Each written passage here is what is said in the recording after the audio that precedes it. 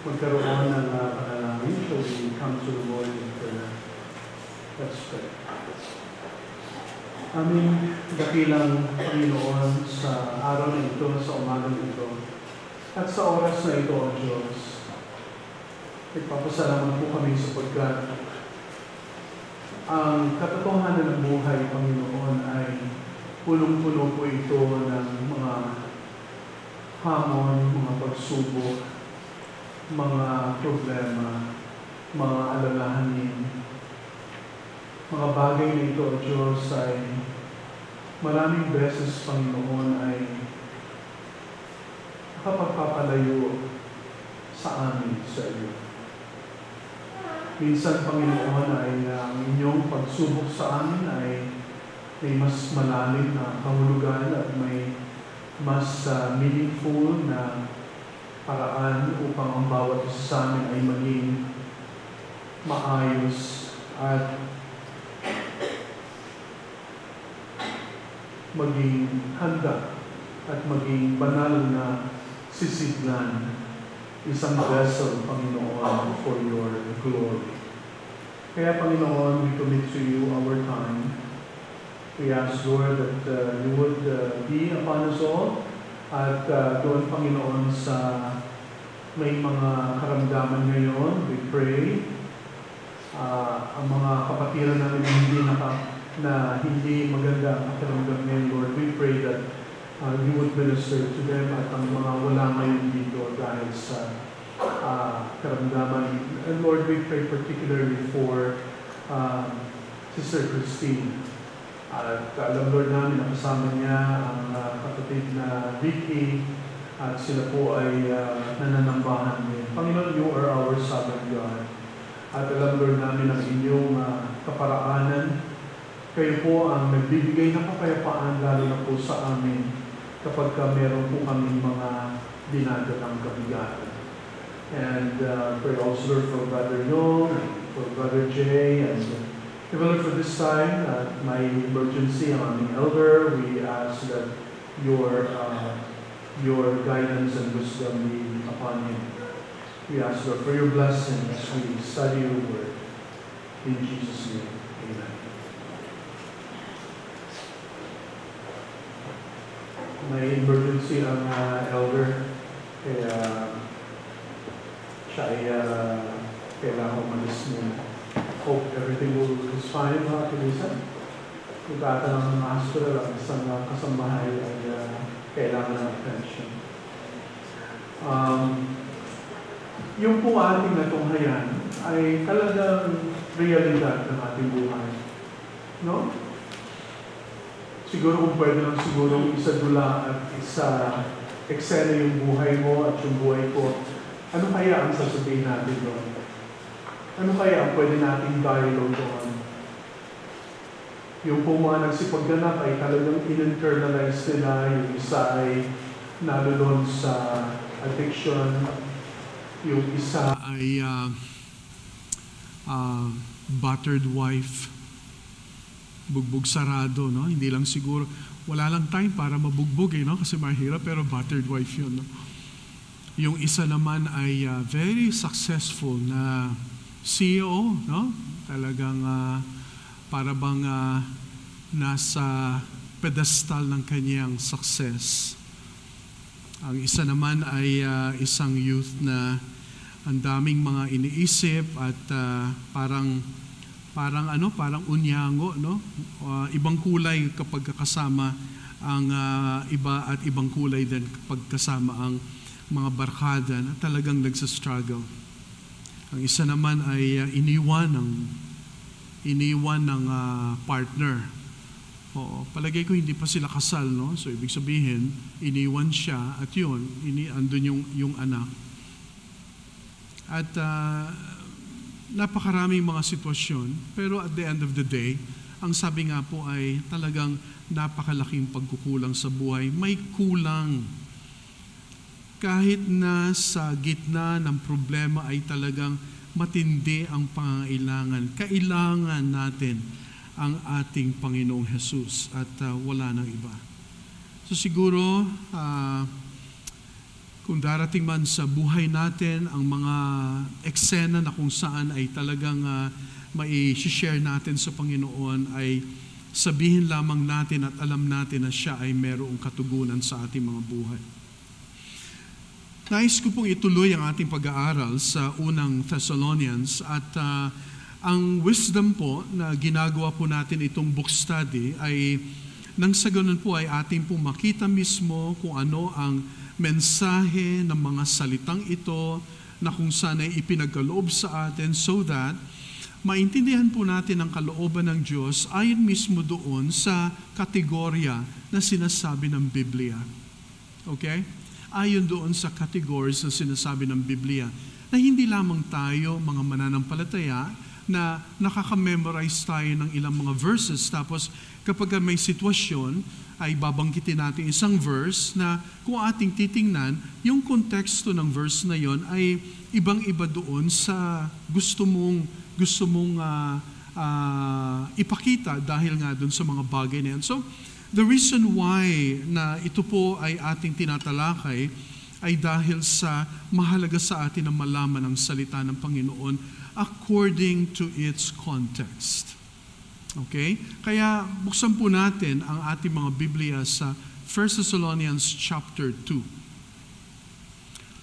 Kanina binasa po ng ating kapatid na John D. ang talatang yan, at nais ko pong sundan natin. Sundan niyo po ako muli, at nais kong basahin sa Tagalog nang sa ganon ay maidudugtong pa natin ang ilang mga bagay. Sundan niyo po ako. Chapter 2, verses 1 to 12. Babasahin ko po ito na maliwanag.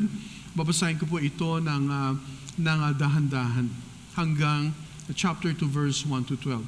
Mga kapatid, alam niyo mismo na maganda ang naging resulta ng pagbisita namin sa inyo.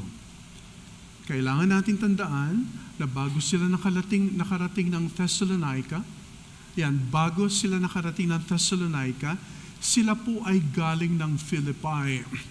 At doon sa Philippi, nakaranas po sila ng matinding pagsubok. Kung inyong maalala, kung bubuksan niyo po ang inyong mga Biblia sa Acts, no?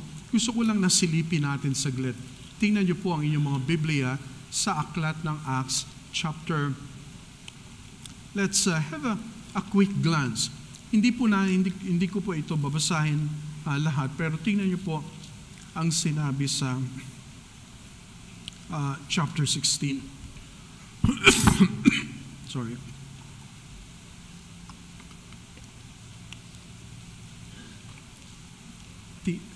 Thank you.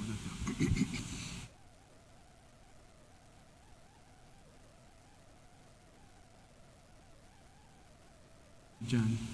Nasabi po ng chapter 16, doon na lamang po sa 35. So dito po sa chapter 16 ng Acts, nagkaroon ng Macedonian call, si Timothy, nagkasama-sama si Timothy, si Paul at saka si Silas, at nagkaroon ng Macedonian call.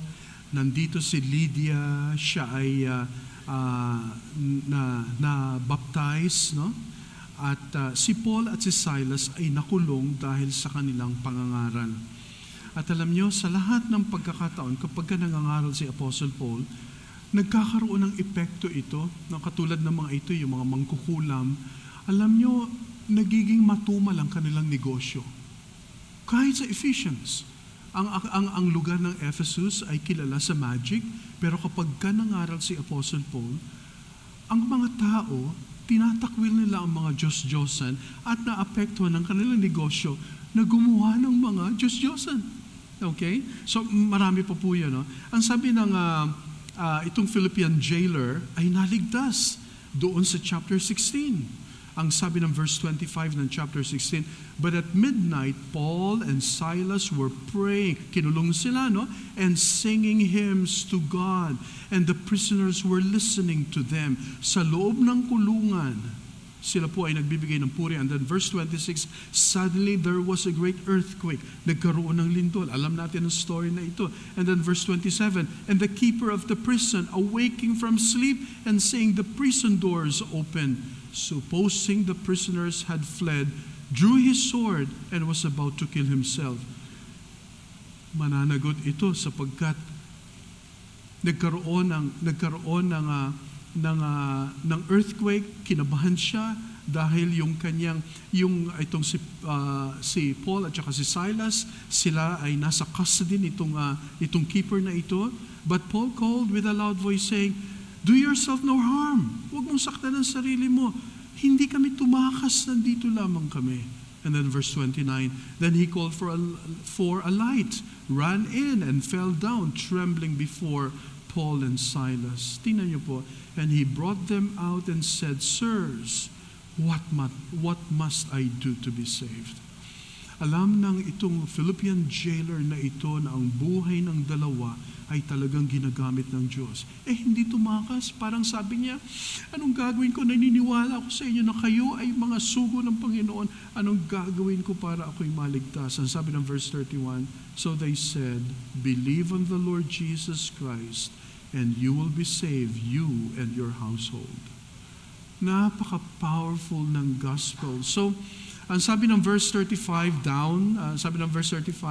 and when it was day, the magistrate sent the officers saying, "Let those men go." So there was this commotion within the Roman guards, no? Sapagkat nagulat sila, nagkaroon ng earthquake at ang tao ay nagpatutuo na hindi sila tumakas. So ang sabi ng verse 38, no? And the officers told these words to the magistrates, and they were afraid when they heard that they were Romans. 29, then they came and pleaded with them and brought them out and asked them to depart from the city.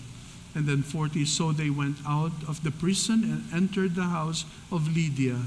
And when they had seen the brethren, they encouraged them and departed.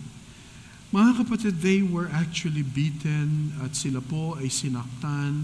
Ang sabi nga po ng ibang mga scholars ay sila po ay nag-bear sa kanilang body ng mga marks, ng mga stigmata. Ang sinasabi ng Galatians na, ang sabi doon, "Let no man bother me, let no man accuse me, for I bear in my body," ang sabi ni Paul, "the brand marks of Christ." So, maaring ito ay isa sa mga panahon yun na talagang ang mga pananakit sa mga lingkod ng Diyos ay kanilang naranasan. And then pagdating ng chapter 17, now this is what? About Thessalonica. Kaya kung mapapansin natin, balik ulit ako mga kapatid, alam nyo mismo na maganda ang naging resulta ng pagbisita namin sa inyo. Alam nyo kung paano kami inapi. Ang sabi ni Paul, inapi at pinahiya sa Philippi bago kami pumunta dyan sa inyo sa Thessalonica. At kahit maraming kumukontra. Now, here is Paul talking about himself and the rest of his companions. Sila, Paul, Timothy, and Silas. Sapagkat sila ay nangangaral, sila ay may dalang mabuting balita. Ang kanilang nais ay talagang maipalaganap ang gospel. At ang sabi dyan, at kahit maraming kumukontra, binigyan kami ng Diyos ng tapang para i-preach sa inyo ang magandang balita na nanggaling sa Kanya. Yung mga tinuro namin sa inyo, hindi yon galing sa kasinungalingan, masamang intensyon o panluloko. Tiyo po, ang sabi ng verse 4, nag-preach kami sa paraang gusto ng Diyos kasi pinagkatiwala niya sa amin ang magandang balita. So, hindi mga tao ang piniplease namin, kundi ang Diyos na nakakaalam ng mga intensyon namin. So umaga ito mga kapatid, let me draw your attention dito sa point na ito, ang maging uliran. Alam mo siguro kung babalikan natin ang ating mga buhay, kung ating sigurong babalikan ang ating mga buhay, gusto mo siguro, Lord, sana gusto ko maibalik yung panahon, gusto ko maging isang uliran na ama. Siguro naranasan mo na dati ay may mga pagkukulang, may mga bagay na hindi naging maayos. Lord, gusto ko sana ako maibabalik lang. Gusto ko maging ulirang ina. Siguro sa mga anak na narito ngayon, siguro ang ating dalangin, Lord, kung maibabalik ko lang, gusto ko maging ulirang anak. And for our children, of course, alam din nila ang ating mga pagpapagal, alam din nila ang ating mga sakripisyo. Alam nila yon, ang mga bagay na yon. So, pag sinabing ang maging uliran, alam natin, kailangan natin ng mga modelo ngayon. Alam niyo, sa totoo lang mga kapatid, we need to choose our models wisely. Kailangan piliin po natin ang mga taong ating pong ini-imitate. Alam niyo, bawat isa, I'm sure, meron tayong mga iniidolo. Okay? Kaya dapat mag-isip tayo, sino ang iniidolo mo? Sino ang ina-idolize mo? Importante. Hindi lang natin alam na ipapakita pala natin kung sino yung ina-idolize natin by way of our actions, by way of our thinking, and by way of our words. And especially, samahan pa ng social media. Ayan. Mga kapatid, talagang lahat tayo mananagot sa harapan ng Diyos. Sino ang ina-idolize natin, minsan nag-reflect din sa ating buhay. At meron na tayong social media o meron tayong social identity. Iba ang social identity mo sa iyong personal identity. Ang sabi nga natin, nakakalimutan natin, masyado tayong concerned. Ano kaya ang tingin ko sa sarili ko? Di ba? Alam natin yon. What do I think of myself? Tapos, masyado tayong concerned dyan. What do others think of me? Ano kaya ang tingin nila sa akin? Masyado tayong concerned doon. Talagang hindi tayo makatulog. Or, dagdagan pa, ano kaya sa tingin ko ang tingin nila sa akin? Iba rin yun. Masyado tayong concerned. Nakalimutan natin ang pinakamahalaga at alam natin sa lahat ay ano ang tingin ng Diyos sa akin ngayon. Kaya kung sinasabi po natin na tayo ay uliran, kinakailangan pong tingnan natin, dito po sa kontekstong ito, from chapter 2, verses 1 to 12, ang saklaw po nito ay hindi lamang sa buhay ni Apostle Paul, kundi ganun din po sa ating lahat. Ibig sabihin, tayo ay naglilingkod sa Panginoon, tayo na nagnanais na angkinin ang pangalan ng ating Panginoong Jesus na tayo ay matawag na mga Kristiyano, napaka-importante sa atin ang maging isang uliran. Pag sinabing uliran, isang modelo, isang halimbawa, okay, na talagang napaka-makapangyarihan sa panahon natin ngayon. Nung mga lumang panahon, iniidolo nila. Alam nyo, nung panahon ng Roman Empire, ang iniidolo ng lahat ay walang iba kung sino ang emperor. Sapagkat ang emperor ay talagang makapangyarihan. Naalala sa gladiator, di ba? Kapag ang kamay nakaganito, nakaganyan. Pag ganyan, buhay. Pag ganito, patay.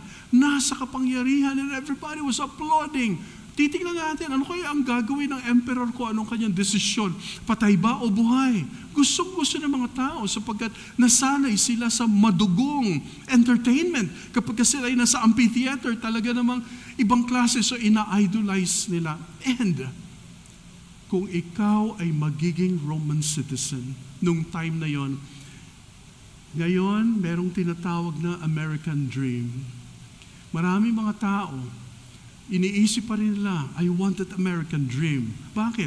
Gusto kong maging American citizen. Gusto ko na ganito sapagkat yung lugar na yan ay talagang yung bansang yan ay parang Canaan, flowing with milk and honey, na inaasam-asam na kapag kayo naging citizen, parang iba ang dating sa panahon ng Roman Empire. To be a Roman citizen is the goal of every person ng mga unang panahon. Kaya nung si Apostle Paul, nung siya ay nakakulong, di ba, meron siya para talagang sigurado, may kasama siyang Roman soldier na kung saan adjacent sa kanya, sabi ng iba, maaring nakakadena, kasama si Apostle Paul kasi hindi po pwedeng malubay. Tama ba yon? Hindi po pwedeng mawala sa paningin ng guard na ito si Apostle Paul sapagkat kung sakaling mawala si Apostle Paul, patay ang guard. So ayaw niyang mangyari yun. Pero alam niyo, habang nakakadena with Roman soldier. Maaaring itong Roman soldier na ito ay hindi rin masaya sa kanyang buhay. Tinatanong niya, why are you sad? Hindi ako masaya. Kasi alam ko, hanggang guard lang naman ako. Hindi ako po pwede maging Roman citizen. May mga ganong klaseng kaisipan. Kaya nung sinasabi ni Apostle Paul at tinitingnan niya ito, nakikita ni Apostle Paul kung gaano katindi ang katotohanan na kung tayo ay nasa kay Kristo, tayo ay maaaring magkaroon ng matinding katatayuan sa harap ng Diyos. In fact, kung ikaw ay adopted son, mas mataas pa ang adopted son sa isang tunay na son na po pwede mag-flourish sa kanyang buhay. Augustus Caesar adopted Julius Caesar. At napakatindi ng kanyang katatayuan. Ibig sabihin talagang namayagpag. So, identity, inheritance.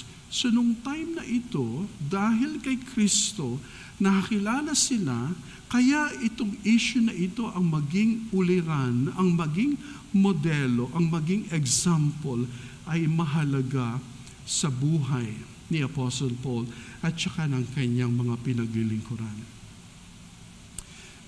Unang bagay na nais ko pong bigyan ng diin, number 1, ang maging uliran ay merong hayag na kabanalan.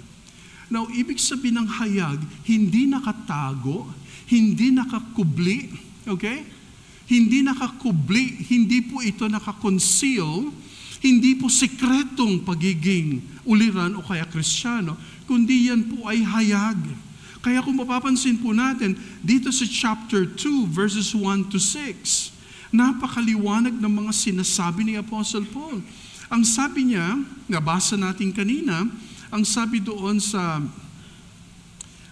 ang sabi ng verse 3, yung mga tinuro namin sa inyo, hindi yon galing sa kasinungalingan, masamang intensyon o panloloko. Alam niyo ng mga panahong yon, may mga those preachers and people who are just, parang sila kung tawagan ay mga charlatans. Parang sila ay merong pakay na parang sila ay nag-iengganyo ng mga tao for them, okay, to get rich. Naku, kapag sinabing korupsyon, kapag sinabing panluloko, nung time na yon, even in this realm, under the name of religion, ay merong pong corruption ng panahong yon. So, ang sinasabi dito ni Apostle Paul, hayag na kabanalan, there was no doctrinal error. Walang doctrinal error. Ang sabi ni Apostle Paul, eto ang nais nating gawin, maging uliran. Walang doctrinal errors. Imagine niyo, by the grace of the Lord, ang ating iglesia, we try as much as possible to understand the Scriptures. Tayo ay merong opportunity to understand the text. At alam ko na lahat tayo, kapag tayo ay nag-aaral, may mga bagay, may mga tanong na bumabalot sa ating kaisipan sapagkat importante na meron tayong tamang doktrina.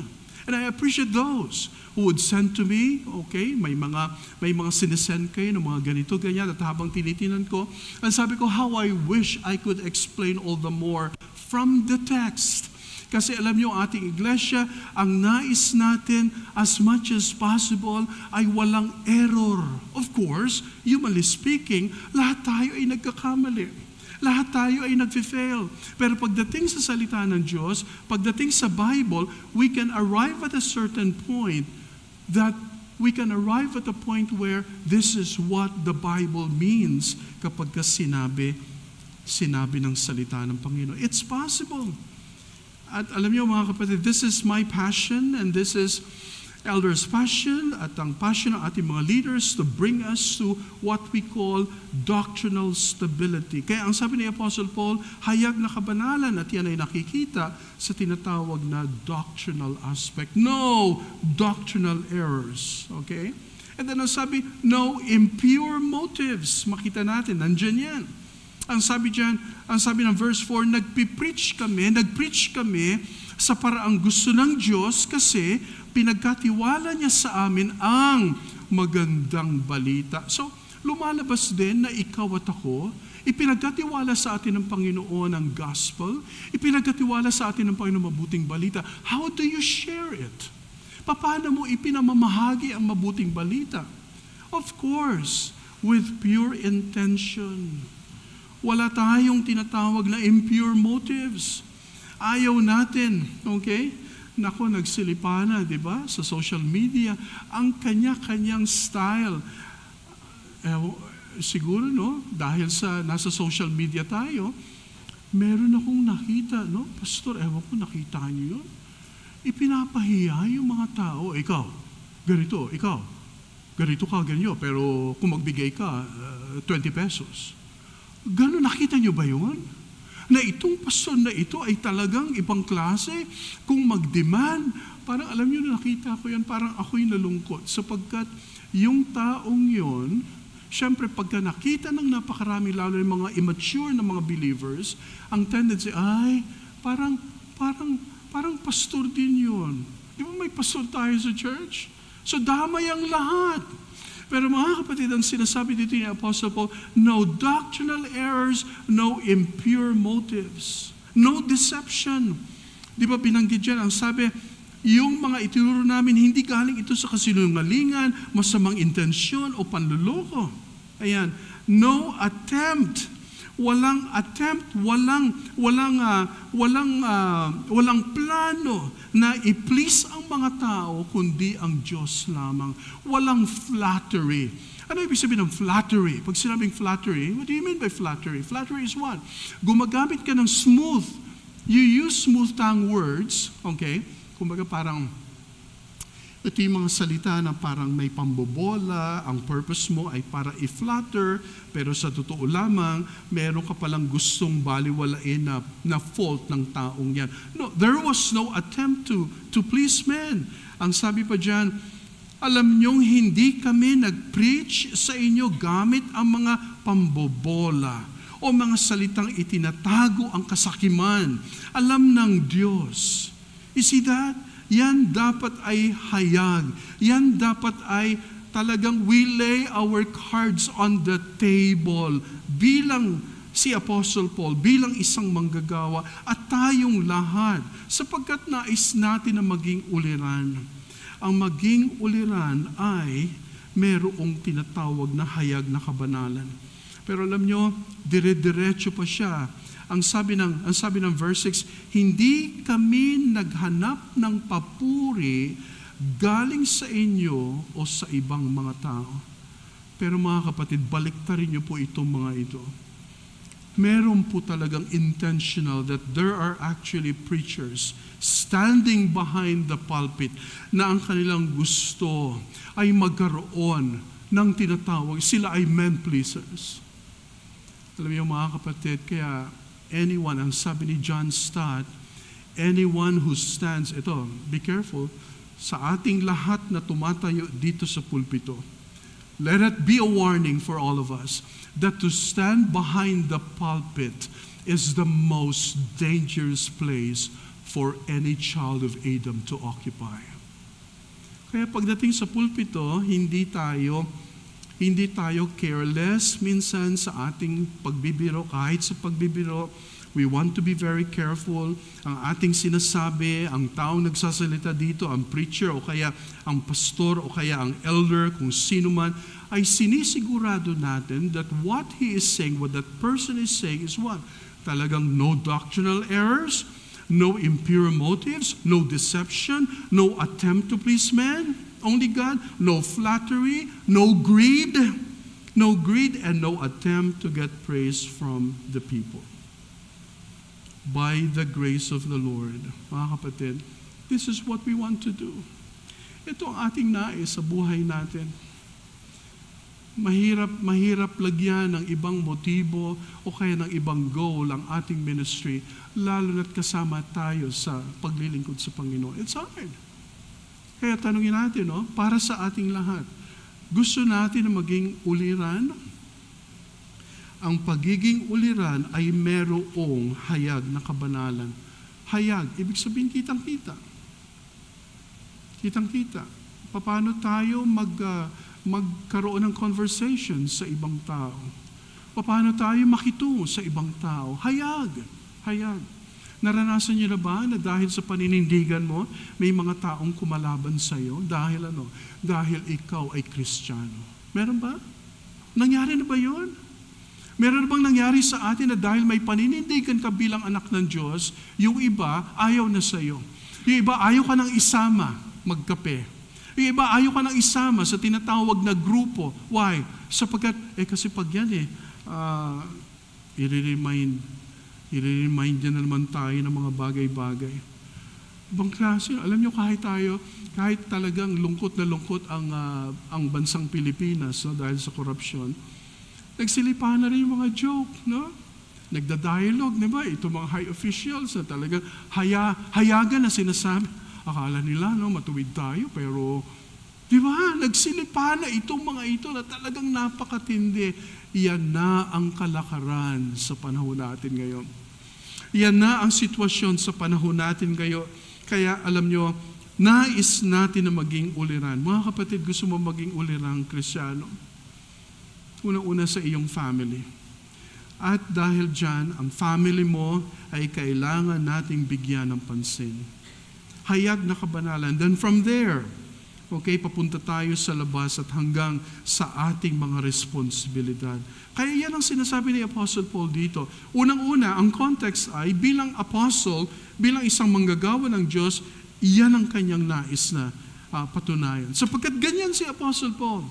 Walang tinatawag na double standardness. Walang tinatawag na parang pagpapaimbabaw o kaya yung hypocrisy. Tanggalin natin ang mga ito sapagkat ang nais ng Diyos ay maging uliran ang bawat isa sa atin. Pastor, kaya ko pa ba maging uliran? Ako ay bugbog na sa problema at saka sa pagsubok. Well, katulad na nakita natin kaninang mga patotoo. Kung paano sila binago ng Diyos, marahil kung paano sila sinasamahan ng Panginoon sa kanilang buhay. There is still grace at meron pa rin pag-asa. Number 2, hindi lamang yan, kundi alam nyo, as we move on, kasama na dito kahit sa unang nabanggit natin, merong malasakit ang isang ulirang Kristiyano o manggagawa ay may malasakit sa mabuting balita. Now, ano bang ibig sabihin ng malasakit sa mabuting balita? Ang pinag-usapan natin dito yung mensahe. Yung mensahe ng Panginoon, parang ganito, malasakit. Ibig sabihin, for the sake of the gospel, kinakailangan nating ayusin ang ating mga buhay. For the sake of the gospel, kailangan natin tayo ay maging uliran sa lahat ng mga bagay. For the sake of the gospel, alam niyo kung bakit? Sapagkat dala-dala na natin ang mabuting balita sa ating mga buhay. Kaya kung maalala natin, no? Ito'y napaka-nostalgic kung ating iisipin. Alam nyo, pag inaalala natin ang ating panahon nung tayo ay binaptize, sapagkat this coming Sunday, may ibabaptize tayo. Okay? So, ipa-finalize natin yan. May ibabaptize tayo, hindi nyo ba naalala ang inyong baptismal service noon na nung kayo ay binaptize, it was a public declaration. It was a public testimony na ang sinasabi mo, ako nais kong ma-identify sa Panginoong Jesus at nung ikaw ay nilubog sa tubig, ibig sabihin, at nung ikaw ay nahon, ikaw ay bagong nilalang, symbolically, iniwan mo na ang dating buhay nung pagkalubog mo. Okay? Dahil ikaw ay ligtas na, nais mong ipakita publicly ng paglubog at ang iyong pag-ahon, iyan ang tinatawag na bagong ikaw at bagong buhay. Iyan ang gospel. Iyan ang mabuting balita. Kaya kailangan natin bigyan ng pansin ito. Gusto mo bang maging uliran? Dapat may malasakit tayo sa gospel. Ituloy ko yung verse 7, no? Kahit pwede naman kaming mag-demand sa inyo, kasi mga apostles kami ni Christ, pero naging mabait kami sa inyo na parang nanay na nag-aalaga ng mga anak niya. Well, ang point dito ni Apostle Paul, bagamat sila yung mga apostles, hindi sila naging demanding. Bagkus, sina Apostle Paul, Timothy and Silas, because of the gospel na nais nilang ibahagi, alam niyo, ang imagery dyan, para silang mga, sabi ng English, nursing mothers. Nursing mothers. Alam niyo, ganyan ba tayo sa bawat isa? Of course, if you would only know, ang leaders na church na ito, alam niyo ba, we want to display this kind of thing. Ibig sabihin, like nursing mothers. Hindi cruel ang mga leaders ng ating church. Hindi yung bang hindi mga boss ang leaders ng ating church, kundi ay like nursing mothers. Alam, sa totoo lang talaga napaka-challenging. Napaka-challenging. Dumarating minsan sa ating buhay na, alam mo, minsan ako personally, ang hirap ispelengin ng buhay ng isang Kristiyano. Kapag ka talagang nanindigan at hinamon mo na maging anak ng Diyos, anumang mga bagay na makakadlang must go. Kung ang problema man ay ang tinatawag na unforgiving spirit, unforgiveness, it must go. Kung ang problema man siguro ay pride, it must go. Kung ang problema man siguro ay issue na kung saan ay may kinalaman ang iyong self-interest, it must go. Mga bagay na ito ay dapat matuto tayong iwaksi. Kaya nga sinasanay tayo ng Panginoon na tayo magkaroon ng ganitong klaseng malasakit sa mabuting balita. Kaya sabi ni Apostle Paul, kaya ako ginagawa ito so that I may win the more, all the more. I have to deny myself. I'm just paraphrasing, o kaya pinapaikli ko lang, parang sabi ni Paul, ang ginagawa namin bilang mga apostles ay, okay, kami ay hindi nagdi-demand, we are not demanding, kami ay nais na maglingkod just like nursing mothers. Yan, sinabi ni Apostle Paul sa verse 7. Ito mabigat, no? Verse 8, sa sobrang pagmamahal namin sa inyo, ready kami na i-share sa inyo hindi lang ang gospel na galing sa Diyos, pero pati sariling buhay namin kasi minahal na namin kayo. Alalim, no? Imagine mo, sabihin mo to sa iyong kapatid. Alam mo, hindi ko lang gustong i-share yung gospel, pero kahit yung buhay ko para sa iyo, I want to share my life. Hindi lamang yung gospel, malasakit. Because the gospel is about that. It's about being unselfish. Ang gospel ay nagpapaalala sa atin that Jesus Christ, God sent His Son to die for you and for me. Ang sabi ng Philippians that Jesus Christ obeyed even the death on the cross. He took upon Himself the form of a servant and was made in the likeness of men. Grabe yung pagpapakumbaba. Kaya mga kapatid, hindi ba't ito ay nais ng Diyos, mabuting balita? And the number 3, it goes with number 3, ito, pag-ibig sa kapwa.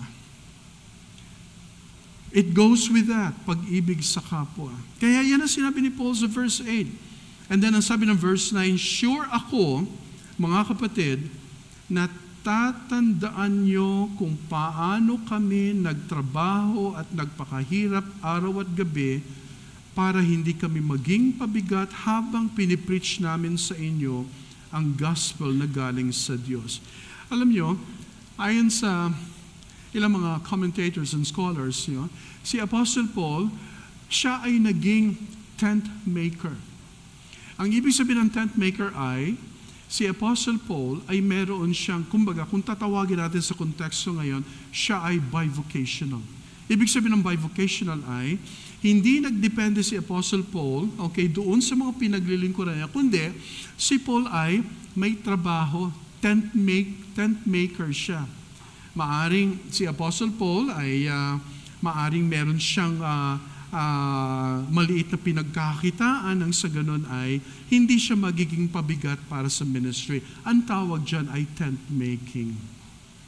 So, itong bagay na ito, okay, ay pagpapakita na ang pag-ibig sa kapwa ay nariyan. Okay? Kaya, pinipreach namin sa inyo ang gospel na galing sa Diyos. Habang kami ay nag-asikaso sa aming subsistence, sa aming pangailangan, para hindi na kayo mabother. Ang sabi ng verse 10, alam nyo mismo at alam din ng Diyos na nakisama kami sa inyo ng maayos, tapat, at wala kaming ginawang mali sa inyong mga naniniwala kay Christ. Napakaganda ng patutuo sapagkat nauna ang pag-ibig sa kapwa. And to love the brethren takes action, takes a little bit of going an extra mile. Alam nyo, yun ang maganda. Many of us, I tell you, ang ating iglesia, many of us have actually have taken an extra mile sa ating buhay, sa ating paglilingkod. Alam ng Diyos yan. Kaya nga sa ating mga nagpapatuloy ang maging uliran, maaring hindi ito isang bagay na mahirap siyang makuha, kundi this has been our lifestyle. Ito na po mismo ang gawi, ang estilo ng ating buhay, ang magkaroon ng ganitong kabigatan. Pag-ibig sa kapwa, very important. And the number 4 and the last, kung nais natin maging uliran, alam nyo, tutuparin natin ang ating mithiin sa buhay. We need to reach the goal. Tuparin, no? Matupad ang mithiin. Ibig sabihin, yung iyong inaasam-asam sa buhay. Mga kapatid, sa iglesia natin, ano bang inaasam-asam mo? Kung tanungin ka, individually, ano kayang inaasam-asam mo? Nyari, tatanungin natin na Brother Peps, ano ang inaasam mo, kapatid na Peps, para sa iglesia? Tanungin natin ano bang inaasam-asam natin for the church? Palagay ko, iisa tayo ng gusto. Alam niyo kung ano? Una-una, ang inaasam natin ay that Jesus Christ will be at the center. And tayo ay lumago at makilala pa natin ang Panginoon at maging katulad niya sa buhay na ito. Pero alam niyo, may ginagawa ang Diyos para yung pagiging uliran ay maayos natin. Tingnan niyo po ang sinabi ng verse. And I will close with this. Tingnan niyo po ang sinabi ng chapter 2.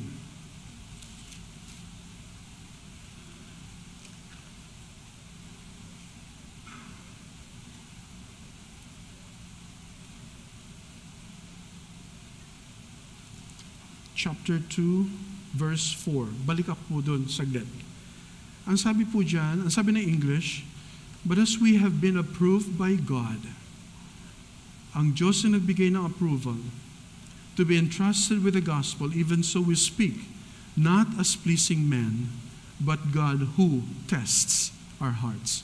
Basahin ko sa Tagalog, verse 4. Nag-preach kami sa paraang gusto ng Diyos kasi pinagkatiwala niya sa amin ang magandang balita. So, hindi mga tao ang pinipreach namin, kundi ang Diyos na nakakaalam ng mga intensyon namin. Now, in English, ang sabi dyan, God who tests our hearts. Na minsan iniisip ko, Lord, why do you test my heart? Lord, bakit mo tinitest ang aming mga puso? And God is doing that right now. You know why? Because gusto niya tayo maging uliran. Gusto niya tayo maging modelo. Tinitest niya ang ating puso. Yan ang sinabi ng verse 4. Ang sabi dyan, but God, we don't want to please men, but God who tests our hearts. Tinitest niya ang ating mga puso. Now, as I close, kung gusto nating maging uliran, gustuhin mo din. Gugustuhin ko din. Hindi lang, Lord, ikaw na bahala, Panginoon, gawin mo na lang ako uliran. Hindi po pwede. You should participate. Meron kang responsibility, meron akong responsibility. Ano yun? Ito yung nais ng Diyos. Gagawin natin. Pero mga kapatid, He continues to test you and me, yung ating mga puso. Alam niyo kung bakit at kung paano? Let me close with 3 important things. Kaya pala tinitest ng Diyos ang ating mga puso para i-expose ang ating mga puso. Kaya pala tinitest ng Panginoon ikaw at ako para i-expose niya. Mga kapatid, just imagine, puso mo na yan puso ko yan Pero mas alam ng Diyos ang puso ko at ang puso mo kaysa sa paraan na alam ko ang puso ko at alam mo ang puso mo. God knows your heart and my heart. Mas maliwanag ang kanyang pananaw. Mas maliwanag ang kanyang paningin. Kaya pala, Lord, may I follow your leading sapagkat hindi ko alam mismo ang puso. Pero alam mo ang puso ko. Mga kapatid, sa umagang ito, that's the reality. Yan po ang katotohanan. He wants you and me to be exposed. Alam niyo kapag ina-expose tayo ng Diyos, what happens? Ano ang karanasan ng isang believer kapag siya ina-expose ng Diyos? Oo. May mga panahon ba na ikaw lang mag-isa, tapos kapag minsan ay sumagi ang isang sitwasyon sa buhay, naranasan na ikay lumuluha na lamang. Na ikay naluluha sapagkat, alam niyo kung ano, Lord, ang buti mo pa rin talaga sa buhay ko. Panginoon, talagang napakabuti mo pa rin talaga sa buhay ko. Kasi kapag tayo mismo ang huhusga sa ating mga sarili, ikaw mismo, ako mismo, hindi papasa ang sarili natin. Hindi ko ipapasa ang sarili ko, hindi mo ipapasa ang sarili mo kung tayo ang maghuhusga.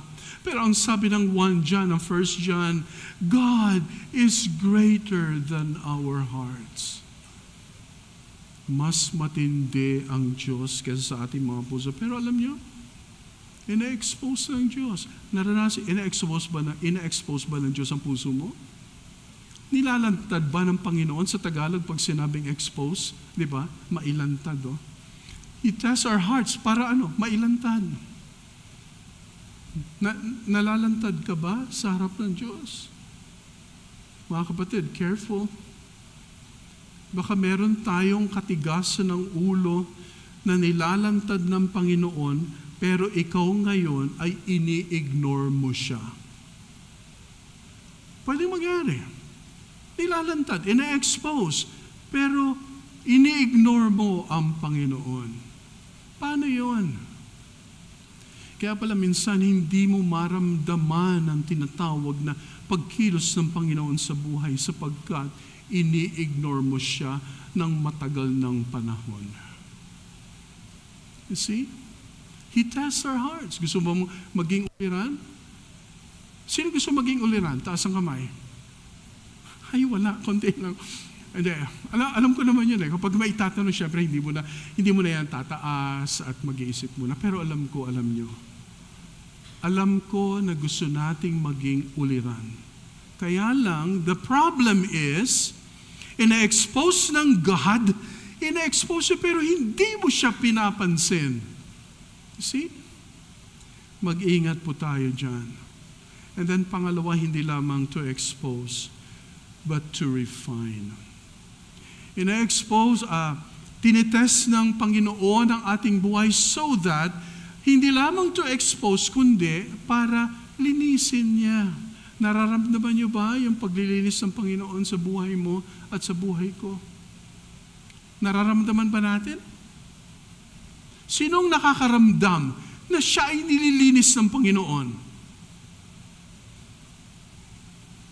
Kasi, kaya minsan di ba doon sa eksena kanina, and I'm sure, meron tayong mga kapatid ngayon na nagtatanong, may mga tanong, Lord, Panginoon, alam mo naman, Lord, gusto ko maglingkod sa iyo. Panginoon, gusto ko magtapat sa iyo. Pero Lord, minsan, ba't kaya nangyayari itong mga bagay na ito? Hindi ko maintindihan. Yun ang narinig natin kanina. Pero ang purpose pala ng Panginoon is for you and for me to be cleansed.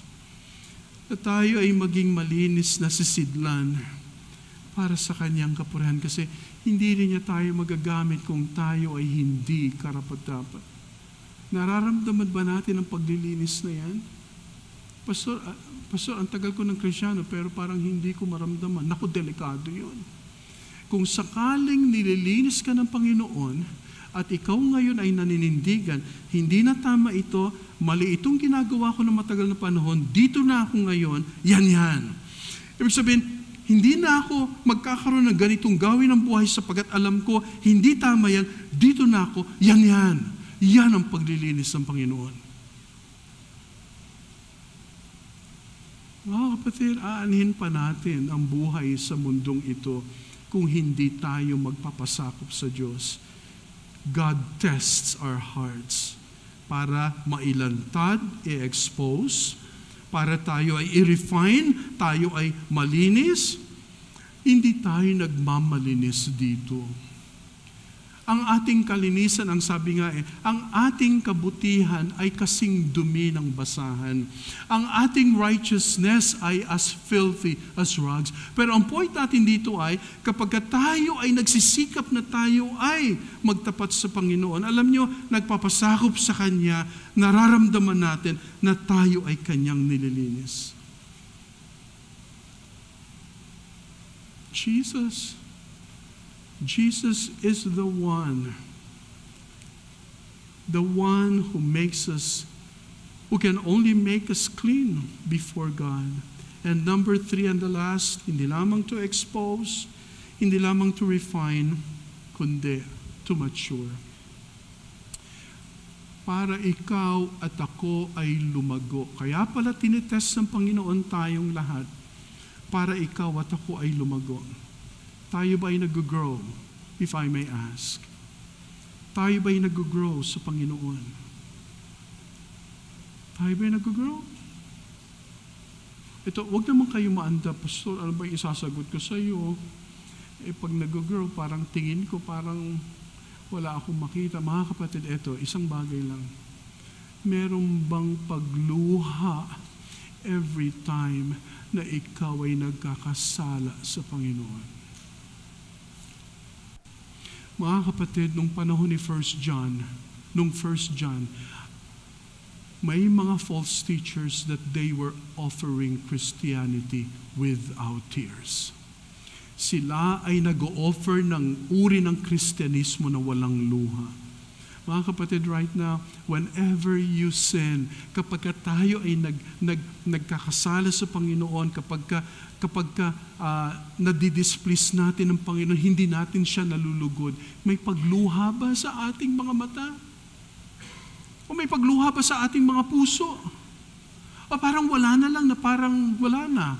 Manhid na, matigas na yung ating mga puso, seared na, wala nang epekto. Kaya pala, mga kapatid, that very experience is so important. Do you grieve when you grieve the Holy Spirit?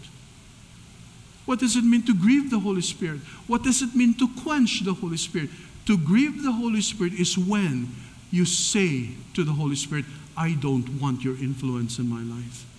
Gusto ko yung sarili. How many times na inignore mo ang Holy Spirit at ginusto mong magawa ang gusto mo at ginawa mo? At the end of the day, let me ask you, meron ka bang cognitive rest? Meron ka bang godly satisfaction na naramdaman doon sa ginawa mo na alam mong ikaw ay nag-disobey? Alam ko hindi.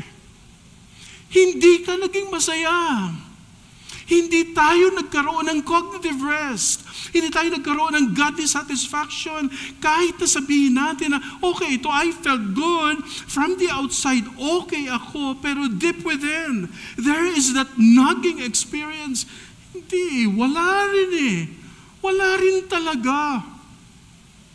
Yung CEO kanina, nagsabi, parang lahat, no? Okay na okay, pero may kulang. Bakit may kulang? Sapagkat walang katotohanan na ang grace ng Panginoon, ang grasya ay nagtatransform, nagbabago from one degree to another. Punong-puno pa rin ng yabang, punong-puno pa rin ng self-sufficiency, punong-puno pa rin ng sariling kagustuhan. Pero ito mga ito, they all carry the name of being Christians. They are all Christians. Ito mga ito. Pero, mga kapatid, at the end of the day, ang gusto pala ng Panginoon, para expose tayo, para tayo maging uliran. Para tayo ay i-refine, ilinisin, para tayo maging uliran. At tayo ay lumago, para tayo ay maging uliran. Mga kapatid, be a model. Be a model of the Lord Jesus Christ. Simulan natin, or nasimulan na naman natin, ipagpatuloy natin ito sa ating iglesia. Wala tayong ibang minomodelo. Wala tayong ibang minomodelo kundi ang ating Panginoong Jesus.